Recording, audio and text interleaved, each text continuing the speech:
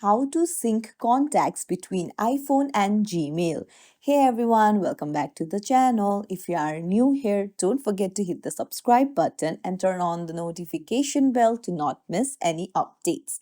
So to sync your contacts between iPhone and Gmail, head over to Settings and then scroll down to the bottom, go to Apps and then search for Contacts. Open it up and then you can see contact accounts option. Tap on it and then Gmail has already been added to my account, but if it is not, tap on add account and then tap on Google, and now you'll need to log in and then all the Gmail contacts and the iPhone contacts will be synced.